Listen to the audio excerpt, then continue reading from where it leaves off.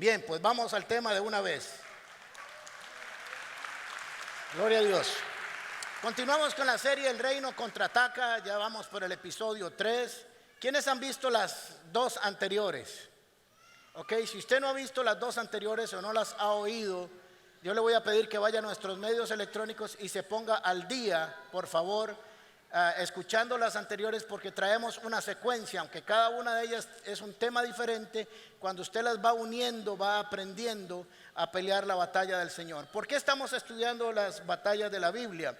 Porque si no conociéramos cómo se pelearon esas batallas, si no conociéramos cómo se lidiaron esas batallas, cuál fue la estrategia y el consejo de Dios y la actitud de las personas en esas batallas, no entenderíamos bien cómo pelear las nuestras, ¿ok?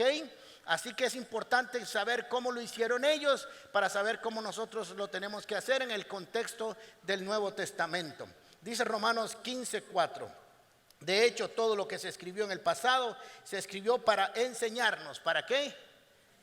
Así que tenemos que aprender. Si se escribió para enseñarnos, tenemos que aprender, a fin de que, alentados por las Escrituras, por eso que se quedó escrito, perseveremos en mantener nuestra esperanza. La esperanza es que Cristo está en nuestros corazones y cuando venga seremos llevados con Él y tendremos vida eterna. Así que entonces tenemos que entender que todos vamos a presentar en la vida o vamos a enfrentar batallas. Algunos les llaman oportunidades de mejora, a otros les llaman crisis, pero serán batallas al fin y al cabo y vamos a tener que aprender a lidiar, a pelear con ellas, porque todos vamos a pasar por ahí, todos vamos a pasar por una prueba difícil que se presenta de muchas maneras y de muchas modalidades. Crisis económicas, emocionales, familiares, batallas con nuestra mente, con falta de perdón, con ira, enojo, con enfermedades, con adicciones, con pecados y guerra espiritual. Así que cada uno de nosotros, y entiéndame lo que le voy a decir ahora, usted y yo enfrentaremos nuestras batallas según nuestros conceptos, nuestra fe y nuestro conocimiento de las Escrituras. Así lo vamos a enfrentar. Así que si hay alguien que no tiene fe pero tiene mucho dinero, cuando alguien tiene muchísimo dinero y tiene un problema, recurre al... creí que no sabían eso. Y si alguien tiene muchos amigos y es un político y tiene problemas, recurre a los amigos. Y si alguien es muy inteligente y está en una crisis y un problema, recurre a su inteligencia. Pero hoy vamos a aprender cómo alguien tuvo muchas cosas, pero no recurrió a ninguno de ellos, sino que recurrió a la fe y al respaldo de Jesús, del Señor, de Jehová en el Antiguo Testamento. Segunda de Corintios dice así, capítulo 10. Pues aunque vivimos en el mundo, no libramos batallas como lo hace el mundo. Las armas con que luchamos no son de este mundo, sino que tienen el poder divino para derribar fortalezas. Así que usted y yo podríamos hacer uso de muchas cosas en nuestra vida para enfrentar las diferentes crisis de la vida. Hay momentos que son realmente duros y difíciles. Y depende de los instrumentos, de las armas que estén a su alcance, usted peleará con ellos. Usted decide si va a salir perdedor desde que arranca o si va a salir ganador desde que arranca, porque cuando va el Señor va con nosotros. Él ha prometido que la victoria es de Él y la lucha es de Él. Así que tenemos que aprender a pensar como Dios quiere que pensemos. Hoy vamos a estudiar una batalla de un rey que se llama Josafat. Josafat es el rey de Judá. Israel se había partido en 12 tribus por un lado y 10 por otro. Una de las 10 se llamaron Israel y estas 2 se llamaron Judá, y fue donde se quedó Jerusalén. Así que de ahí él está en la genealogía de Jesús, o sea que es de la ascendencia de Jesús. Por eso Jesús se llama el león de la tribu de Judá, porque de ahí era el reino, de ahí descendía su genealogía. Y este señor reinó por 25 años. Esto es mucho para un rey de aquel tiempo, porque estaban cambiando constantemente y morían relativamente jóvenes. Pero vivió 25 años, reinó 25 años, y esto es mucho. ¿Qué es lo que hizo? Revolucionó, fue un revolucionario militar, de gobierno, de espiritualidad, social, política y militarmente. Todo lo cambió, todo lo renovó, haciendo las cosas bien. Y esto no es accidental, dice las Escrituras en Segunda de Crónicas capítulo 17. Josafat se hizo cada vez más poderoso, construyó en Judá fortalezas y lugares de almacenamiento, tenía muchas provisiones en las ciudades. en Jerusalén contaba con un regimiento de soldados muy valientes, cuyo registro según sus familias patriarcales es el siguiente, y no lo vamos a leer porque es muy largo. Pero entonces decía, y estaba Pedro, que tenía 185,000 hombres, y estaba José, que tenía 45,000 hombres, y estaba Fabián, que tenía 120,000 hombres. Total, toda su estructura militar eran de 1.200.000 hombres, más o menos, soldados listos para la batalla. Se había organizado políticamente, se había organizado económicamente, se había organizado socialmente, se había organizado espiritualmente y se había organizado militarmente. Así que toda esta prosperidad de Josafat no es accidental, las cosas no llegan por accidente.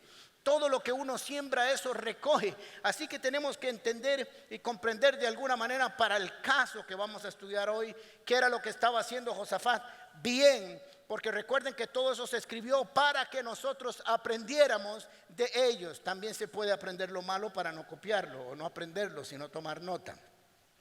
Segunda de Crónicas, capítulo 17, versículo 3.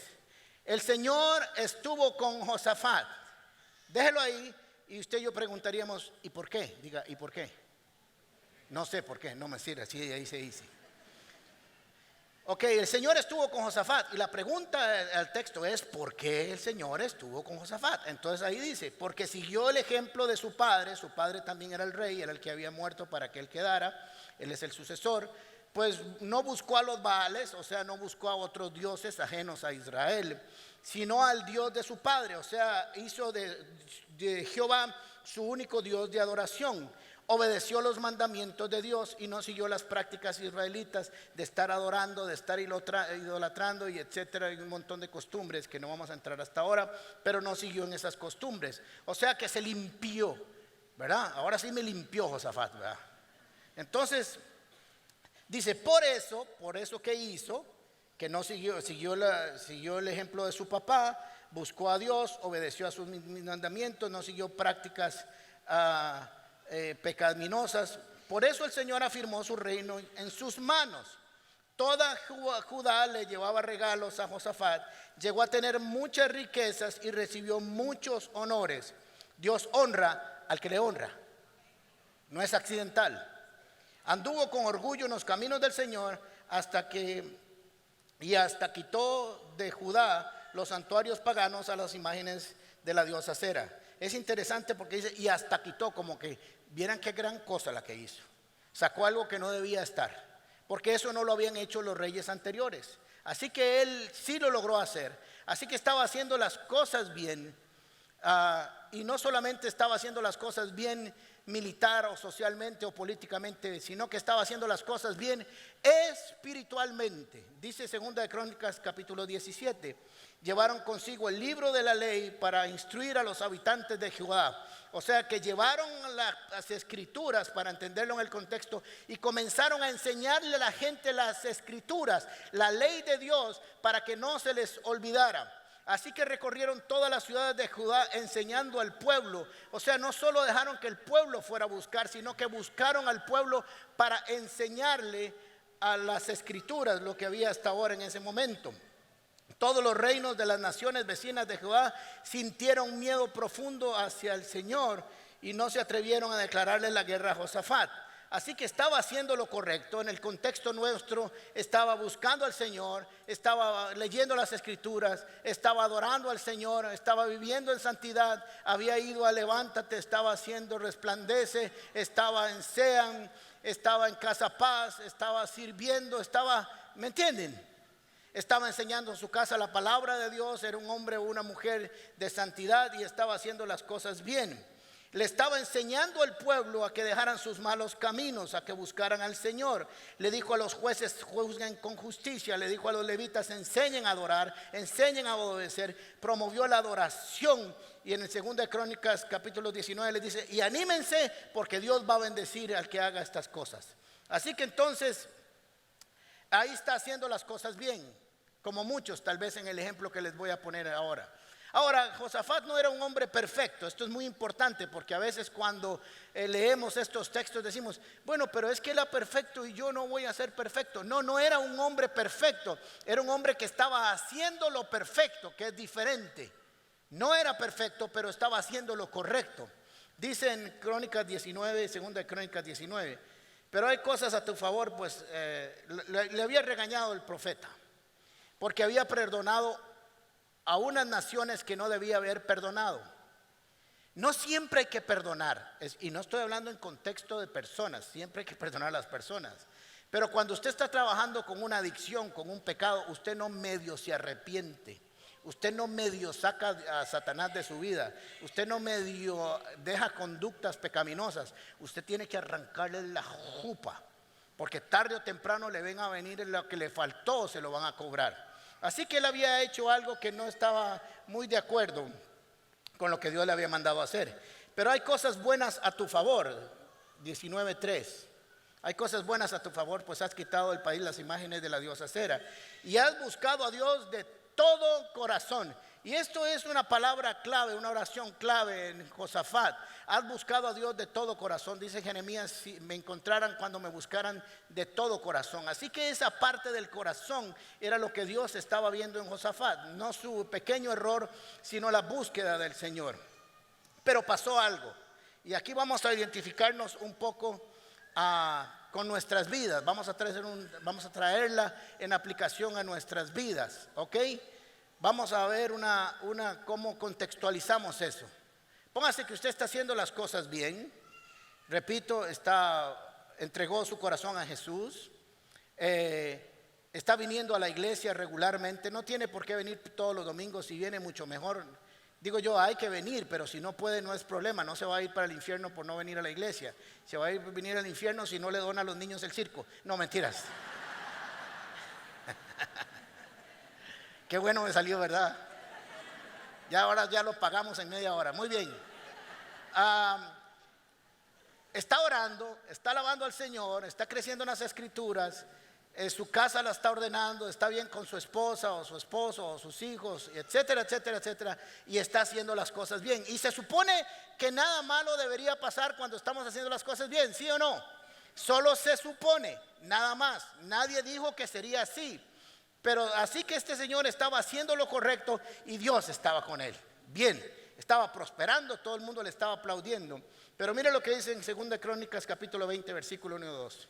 Después de esto los moabitas, los amonitas y algunos de los neunitas le declararon la guerra a Josafat, los que les había perdonado la vida, por cierto. Y alguien fue a informarle: del otro lado del mar muerto de Edom viene contra ti una gran multitud, y ahora están en Hazezón y Tamar, y es decir, en Enjadí.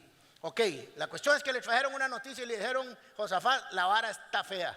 Esos tres pueblos se unieron y vienen a darnos por la pura madre. Así fue el informe que les dijeron. Ok, así que la respuesta suya y mía sería: no se vale, no se vale. Estoy haciendo las cosas bien, no se vale, estoy buscando al Señor, no se vale, estoy haciendo las cosas correctas. Estoy no solo haciendo las cosas correctas en mi vida, sino que además estoy enseñando a otros a hacer las cosas correctas. Pero quiero decirle, le voy a cambiar una imagen que usted puede tener acerca de la crisis. Si usted en medio de una crisis tiene que correr, que sea cuando mejor tenis tiene. ¿Me están siguiendo? Cuando mejor condición tiene. Si en algún momento de su vida va a tener que le van a hacer un examen, que sea cuando más ha estudiado. Si lo van a quebrar, que sea cuando más enamorado está de Jesús, para que no sienta el dolor. ¿Me explico? Así que nosotros decimos que es que cuando estoy, tal vez cuando estaba, uno dice: si estoy mal, tal vez me lo merezco, pero si estoy bien, no. Y es un error. Más bien nosotros nos preparamos para las crisis, para estar fortalecidos, para estar amarrados, para soportar correctamente los momentos difíciles de la vida. Y lo que no sabía Josafat es que había preparado su corazón y había preparado a su pueblo para enfrentar una gran crisis, pero lo había hecho de la manera correcta, avivando al pueblo para enfrentar este momento difícil. Así que depende de lo que usted y yo tengamos en el corazón, así vamos a buscar, así vamos a caminar, hacia allá vamos a buscar ayuda. Si tengo un carro, busco un dañado, busco un. Si tengo la ropa mala, busco un sastre. Y si mi vida está en peligro, llamo al Chapulín Colorado. Pero ¿qué hacemos nosotros cuando estamos en una crisis, en un momento de angustia como el que pudo haber recibido? Porque ahora vamos a ver que Josafat se angustió. Lo primero es Jeremías 33:3, que algunos de ustedes se conocen de memoria. Clama a mí y te responderé y te daré a conocer cosas grandes y ocultas que tú no sabes. Nosotros cuando estamos en crisis no sabemos por qué viene la crisis, no sabemos las repercusiones, no sabemos el alcance de la crisis. Así que el Señor le dice: búscame a mí y yo te voy a traer una revelación adicional de quién soy yo como Dios y de cómo enfrentarlo. Dice Hebreos capítulo 4 versículo 16. Así que cuando tengamos alguna necesidad, acerquémonos con confianza al trono de Dios. Él nos ayudará porque es bueno y nos ama. Así que cuando tengamos alguna necesidad, buscamos el trono de Dios y no buscamos otras cosas. Nuestra tendencia como seres humanos es a buscar lo que más a mano tenemos, y no siempre Dios está a la mano. Aunque siempre está cerca, no siempre está a la mano según nuestro momento espiritual que tengamos. Y la tendencia nuestra también es a buscar lo que nos es más fácil obtener. A veces para buscar a Dios hay que esperar, y eso requiere fe. Muy bien, así que vamos a Segunda de Crónicas capítulo 20 versículo 3. Aterrorizado. ¿Cómo estaba este hombre? Tenía miedo, ¿ah? Ahora les voy a decir que el problema en la vida no es tener temor, porque el temor es natural y humano tenerlo. Lo que no podemos dejar es que el temor nos gobierne, que el temor nos paralice o que el temor nos invite a huir. Esas tres cosas no pueden pasar en nuestras vidas. El temor tiene que ser vencido por el amor de Dios, porque el amor perfecto echa fuera al temor. Así que muchas veces en las escrituras está el texto: no temas, no temas, no temas. Algunos dicen que está 365 veces para que todos los días haya un no temas en nuestras vidas. Así que dice: aterrorizado Josafat decidió consultar al Señor. ¿Qué hizo? Consultar. Lo primero que tenemos que hacer cuando estamos en una crisis es consultar al Señor, porque con consejo y estrategia se gana la guerra. Así que consultó al Señor y proclamó un ayuno. Ayuno tiene que ver con arrepentimiento, tiene que ver con un examen de nosotros, tiene que ver con dolor, tiene que ver con buscar a Dios, con poner nuestra situación delante del Dios.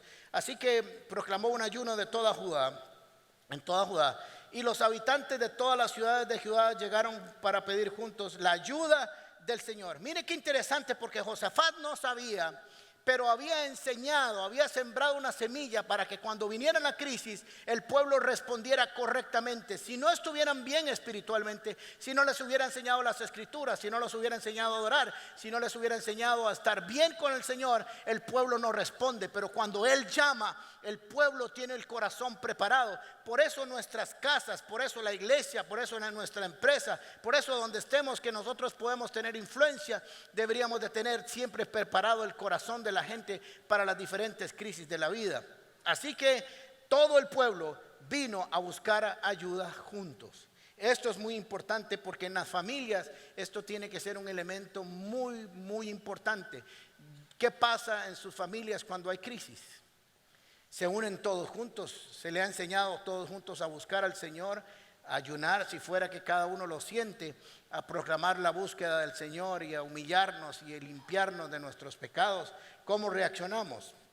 Ahora, naturalmente, si no fuera Josafat y hubiera sido otros reyes que conocemos la historia de otros reyes, lo primero que hubieran hecho es que llaman al ministro de defensa. Obviamente viene una batalla. Al ministro de economía a ver cómo está la economía. Al ministro de planificación a ver si todos los almacenamientos están bien. Hubiera llamado a todos los generales y comandantes y hubiera hecho una estrategia militar, política, social para enfrentar esta batalla. Pero Josafat, aún teniendo la ciudad o el reino ordenado, planificado, estructurado, dividido por sectores, con almacenamiento, con militares, con responsabilidades, no buscó eso.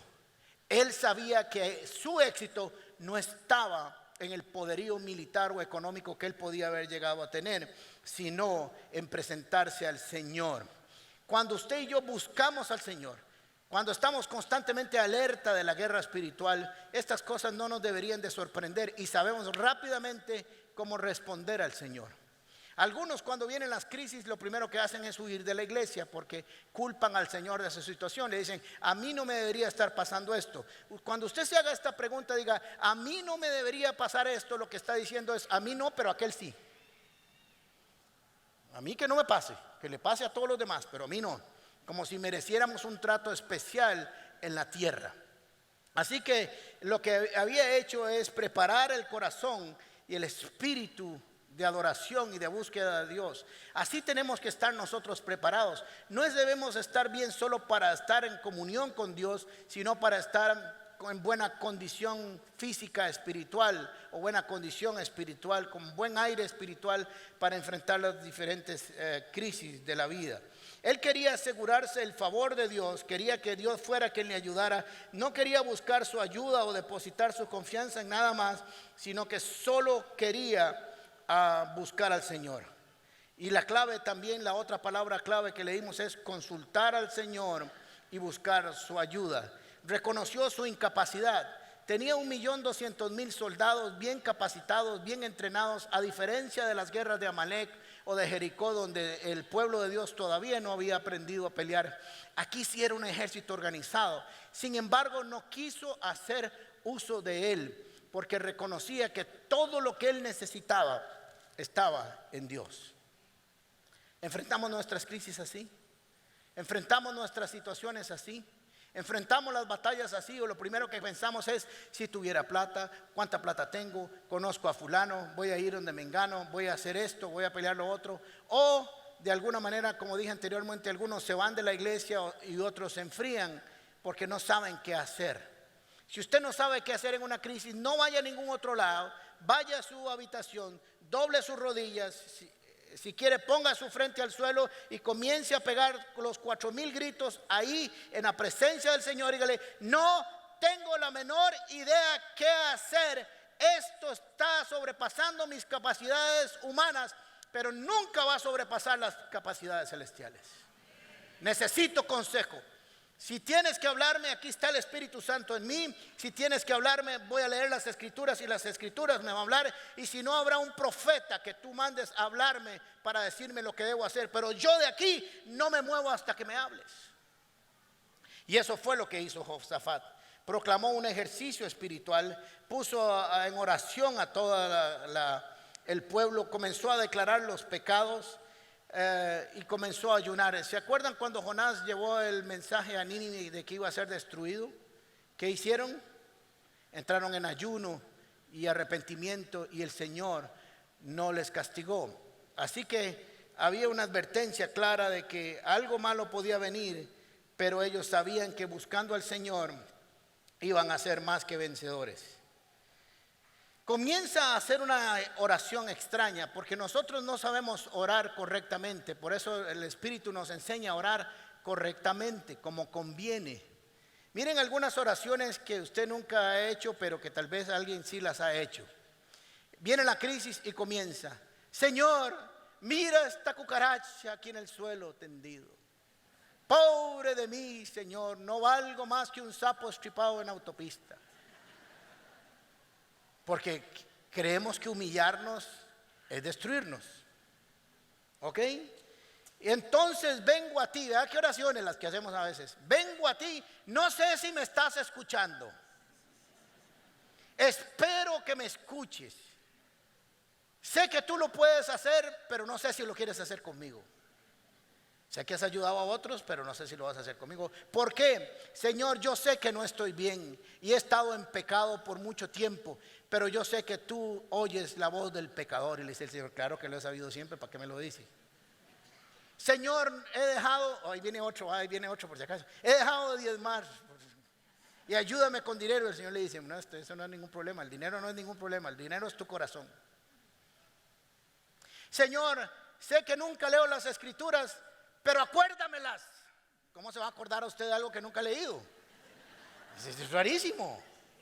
No se puede. Señor, no me sé ninguna canción, pero voy a cantar pasito a pasito, a ver si con eso me escuchas.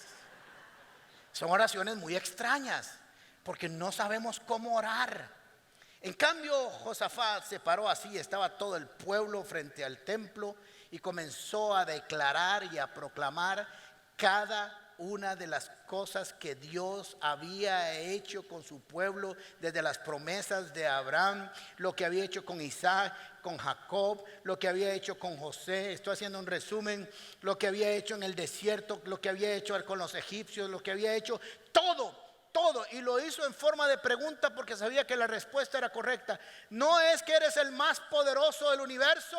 Sí, eres el más poderoso. No eres que para ti no hay nada imposible. Para mí no hay nada imposible. Lo has logrado todo. Abriste el mar rojo, destruiste, y comenzó a declarar los hechos de Dios. No hay mejor oración que orar con las escrituras y recordarle al Señor todo lo que ha hecho y estar seguro de todo lo que puede hacer. No busque otra oración. Si no sabe cómo orar, agarre los salmos y comience a recitarlos, porque ahí está la verdad de Dios y no va a decir ninguna burrada. Y por cierto, yo estoy incluido en las burradas, ¿ok? Pero hay algo interesante que él hace al cierre de toda esta oración, y es que va y busca una promesa de Dios. Por eso tenemos que conocer las promesas, porque las promesas son para cumplirse. Y recuerde lo que les he enseñado: una promesa lo único que necesita es toparse a alguien que tenga fe para que la misma se cumpla. Ahí está, en el tiempo. Así que recordó cuando Salomón inauguró el templo, le hizo una dedicación y Dios respondió a esa dedicatoria. Segunda de Crónicas, capítulo 17, 13. Cuando yo cierre los cielos, este es Dios hablando, para que no llueva, y le ordene a la langosta devore la tierra, o envíe pestes sobre mi pueblo, si mi pueblo que lleva mi nombre se humilla y ora y me busca y abandona su mala conducta, yo escucharé desde el cielo, perdonaré su pecado y restauraré su tierra. ¿Qué hizo exactamente Josafat? Ok, el pueblo de él que lleva su nombre se humilló, declararon ayuno y todos pusieron su cabeza en el suelo, comenzaron a orar. Cambiaron su mala conducta y la dejaron. Habían puesto todas las costumbres paganas de lado. Dice: yo los escucharé y perdonaré. Así que le dijo: Señor, esto es lo que tú dijiste, y yo sé que es verdad, y tú lo puedes hacer, y todo lo que está ahí yo lo he hecho. Algunos dicen que la Biblia no tiene recetas, pero si quiere una receta, haga esto. Cuando se venga la vara más horripilante que usted se pueda imaginar sobre su vida, vaya a este texto y lo primero que es humíllese. Ve a ver cuál es su pecado que ha estado gobernando y sáquelo y arrepiéntalo. Entre en un tiempo de adoración y búsqueda y deje que el Señor sane su tierra, porque Él lo hará. Aunque sea por interés, pero hay que hacerlo, ¿ok? Ahora, como él oró así, con esa certeza y esa convicción, es que cada uno va a orar según su convicción. Por eso tenemos que estar llenos de la palabra de Dios, llenos de experiencias, de historias con Dios, para poder recordarlas también. Ahora, después de que hizo todo esto y terminó con esta oración, recordándole a Dios lo que él había prometido, hizo una extraña petición. Segunda de Crónicas, capítulo 20, versículo 12. Dios nuestro, ¿acaso no vas a dictar sentencia contra ellos? Porque lo que había hecho era como un alegato judicial delante de Dios para que Dios diera una respuesta. Le había traído todos los antecedentes, había presentado su caso y le había dicho: Señor, ¿qué vas a hacer con esto? Así que le dice: ¿qué vas a hacer? ¿No vas a dar sentencia? O como dice otro, ¿no los vas a detener? Y mire qué interesante su declaración: nosotros no podemos oponernos a esa gran multitud que viene a atacarnos. Reconoció su incapacidad y su debilidad frente a esta batalla. No sabemos qué hacer, aunque sí sabían lo que hacer delante de Dios. No sabían qué hacer militarmente, pero sí sabían qué hacer espiritualmente. Usted no tiene que saber lo que va a hacer materialmente, necesita saber lo que va a hacer espiritualmente, porque primero lo espiritual y después lo material. No sabemos qué hacer. En ti hemos puesto nuestra esperanza. Así que ahí estuvieron orando, adorando, cantando, y de pronto se levantó un profeta. Recuerden que Dios hablaba en el Antiguo Testamento por medio de las profetas, y esto representa su palabra y su espíritu hoy en día en una aplicación práctica. Dijo Jahaziel: escuchen, habitantes de Judá y de Jerusalén, escuche también su majestad, por si acaso. Era muy protocolario este profeta. Así dice el Señor: no tengan miedo ni se acobarden cuando vean a este gran ejército, porque la batalla no es de ustedes, sino es mía. ¿Se acuerdan las dos enseñanzas anteriores, episodio 1 y episodio 2? Cada vez que Dios aparece, siempre les dice lo mismo: tranquilos, no teman, ustedes me han buscado a mí, yo respondo toda oración hecha delante de mí. Ninguna oración delante del Señor quedará en el olvido, sino que Dios responderá. Así que les dijo lo siguiente, no lo vamos a leer, es mucho, pero el profeta les dice: mañana van a salir a la guerra, no tengan miedo, yo estaré con ustedes. ¿Se acuerdan la ley de Deuteronomio capítulo 20 cuando leímos la ley de la guerra? Yo sé que no se acuerdan, pero yo les digo eso para que vayan a la casa otra vez a estudiar. Cuando vayas a la guerra y veas un ejército superior al tuyo, con grandes caballos y carruajes de guerra, no temas, porque yo pelearé por ti. Esa era la ley de la guerra. Así que Dios está cumpliendo la ley de la guerra. Le dijo: el sacerdote pasará delante de ustedes y declarará la palabra y les dirá que no tengan miedo. Pero ustedes no van a intervenir, solo verán cómo peleo por ustedes. En los dos anteriores episodios o enseñanzas, Israel tuvo que ir a pelear contra los amalecitas. ¿Se acuerdan? Moisés en lo alto orando y Josué peleando. Contra Jericó tuvieron que dar vueltas, y después de que se cayeron las murallas tuvieron que intervenir en una guerra y actuar físicamente. Pero interesantemente, en esta guerra que se había empezado a pelear espiritualmente desde el principio, las cosas cambian. Pero ustedes no van a intervenir, solo verán cómo peleo por ustedes. Quédense quietos en sus puestos para que vean la salvación de Dios. Después de oír la palabra del profeta, se postraron en tierra todos a adorar. Dice la palabra que los levitas, voz en cuello, se pusieron de pie a adorar. Madrugaron e hicieron lo que el Señor había hecho y pelearon. En resumen, Josafat aplicó Proverbios capítulo 20, 18, versículo 18. Los planes se afirman con buen consejo. ¿Cuál consejo? El de Dios. La guerra se hace con una buena estrategia. ¿Con qué? Con la estrategia de Dios. Estás cansado, estás agotado, has peleado de muchas maneras, y el Señor te dice: ¿para qué sigues peleando con tu propia estrategia, con tus propios consejos? Me gusta lo que dice la versión de 1960: los pensamientos con el consejo se ordenan. Cuando estamos en crisis, no sé si a usted le ha pasado, cuando estamos en medio de una situación difícil, pensamos todo el día pensamos, y pensamos mil soluciones, mil cosas, mil resultados, y nos despertamos y ansiosos y pensamos, y el Señor se dice: los pensamientos con el consejo se ordenan. ¿Con qué? Con el consejo del Señor. Así que miren qué interesante, porque esta guerra se peleó así, se ganó así, quietos, sin moverse. Así que salieron de madrugada, se alistaron como se iban para la guerra, pusieron orden, y Josafat dijo: vamos a ir a la guerra según el mandato de Dios. Pero los primeros que van a ir son los sacerdotes.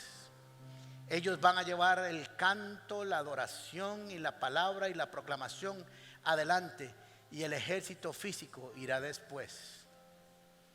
Si vas a ir a la batalla, ponga siempre la adoración, la oración, la proclamación delante de toda circunstancia.